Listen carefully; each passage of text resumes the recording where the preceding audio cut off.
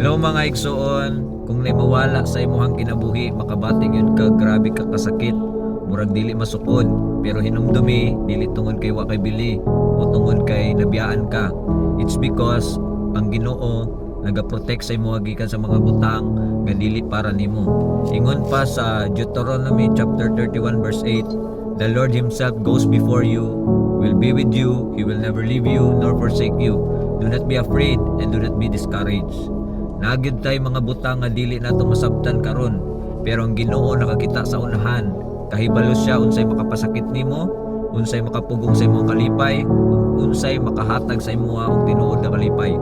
Usahay kuhaon niya ang mga butang aron ihawan ang dalan padulong sa mas limpyo, mas matahom ug mas hapsay nga plano. Bisan pa og maghilom ka, magilak ka ug maglisod kag lihok, wala kay lakaw nga ikaw ra. Ang Ginoo naguban nimo, nagtabang nimo nga makahinga ka, makabarog ka ug makapadayon ka. Ayaw kalimot, usahay mauna siya ang sugod sa usa ka panalangin na imong giampo nga dugay lang. Busa igsoon, salig lang ug dasig lang ug dalaygon ang atong buhi na Dios.